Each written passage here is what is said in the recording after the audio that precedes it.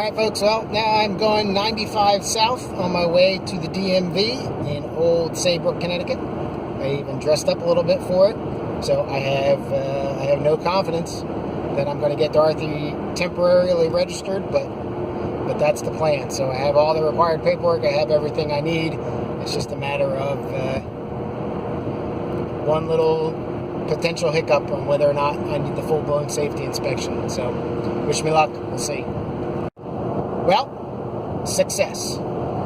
After 6 years and a month or so of ownership and restoration, pain, sweat, and tears, Dorothy is finally legal, at least for the next 20 days. So I got to get a VIN check. I'll do that. There's actually a garage right next to my house that does it. Go back to the DMV process again, get it converted into a permanent registration, but for all intents and purposes, that's just a formality. She's done. So, very happy. 6 years. There it is. Thanks.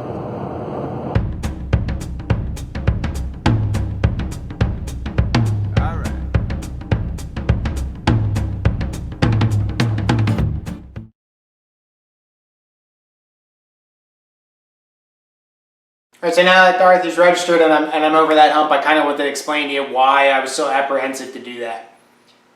So, Connecticut, if you have a car that is out of state, never been registered in the state of Connecticut, they require two things. An emissions test. Dorothy doesn't need emissions testing because she's prior to 1985. That's what the state says. Thankfully, it's not California. And you also need a VIN verification. So, obviously, the car has to be presented for a VIN verification. And a VIN verification is not hard to get. Garages can do it, car dealerships can do it. It's not a DMV only function, so that's convenient, but it has to be looked at. Thankfully, I was smart enough when I bought Dorothy to do a little bit of research beforehand and realize that Connecticut was a non-title state for cars older than 1985 or 25 years, something like that. I don't remember what the rule was. So I won't get a title for this car issued by the state. They also, on cars that are older than that, the Connecticut requires you to have a bill of sale transfer when you buy the car in the state. So I got a bill of sale, and the gentleman that I bought it off signed that, and I signed that. And he also had a Georgia title, so we both signed that as well because that was another piece of information. And thankfully, he also had the most recent registration from when he was in Georgia. He had that hanging around too, so that was probably helped out. So I take all that paperwork, my driver's license and my insurance to show that I've got her insured, and I go to the DMV, and the lady behind the counter knows exactly what I have.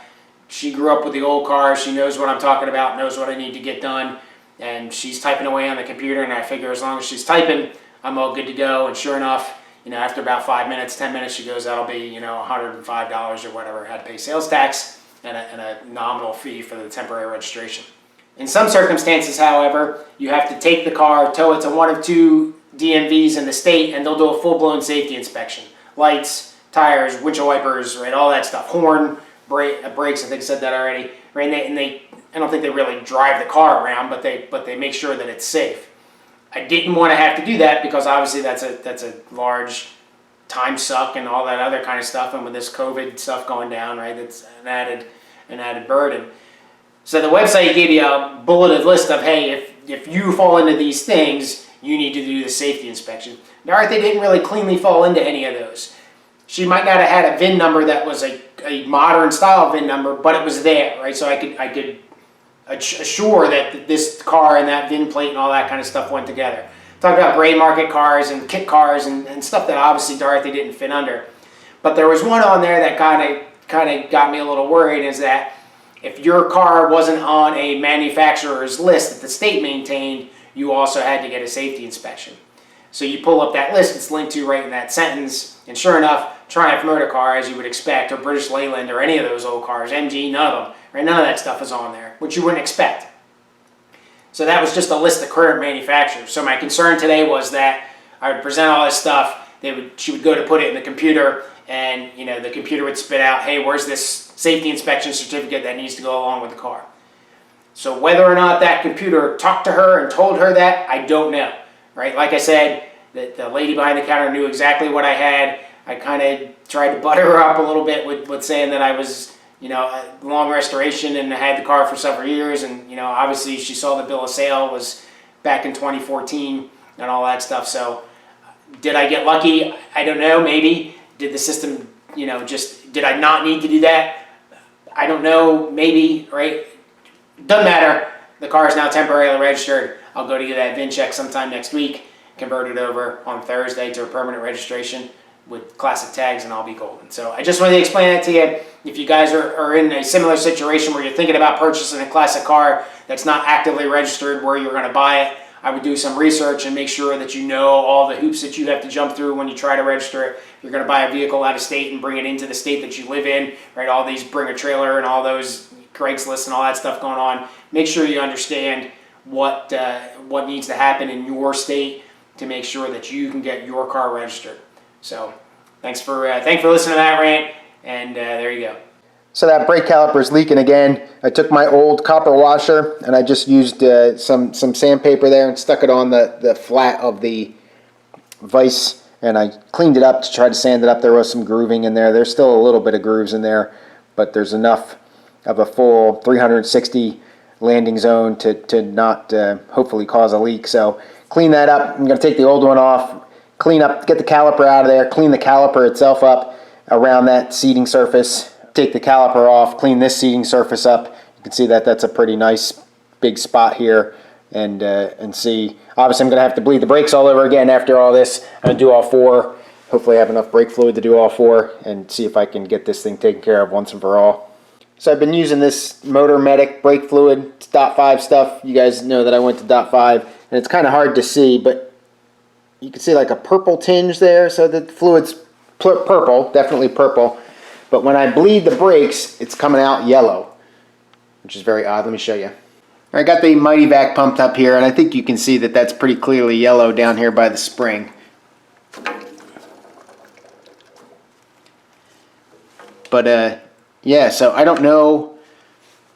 I know that I've drained and bled and everything enough times throughout this thing that it's definitely have flushed brake fluid out. So for some reason the brake fluid is turning yellow under use, because these are fresh brake lines, have never had any brake fluid in them besides this stuff, and it's always been purple. So if anybody knows or has experienced any of that stuff or whatever, I'm sure it doesn't matter, but kind of interesting. Maybe it's an underheat thing. So I went through and did a quick safety check for lights, so that turn signals and the parking lights and the brake lights and all that kind of stuff work. I'm going to be driving around with my parking lights on. Got my temp tag in the front windshield on the passenger side, since I can't put one in the rear windshield. I've also got my GoPro set up in the front. I'm not sure how well that's going to turn out. You'll see that here in a second. Brakes are bled all the way around. I'm leaving the hubcaps off. I don't have a jack. So in the back, in the trunk, I have my regular floor jack and a breaker bar and a lug nut wrench, essentially, and then a various smattering of wrenches and flathead and Phillips head screwdrivers. Now my house is only about 10 minutes away, so that's my goal, is to get there and then give rides to the fam. But yeah, so to say I'm not nervous would be wrong, but I'm going to do a couple quick trips around real quick, just a half a mile or so out and back, and just make sure everything feels good, and then go from there. Wish me luck.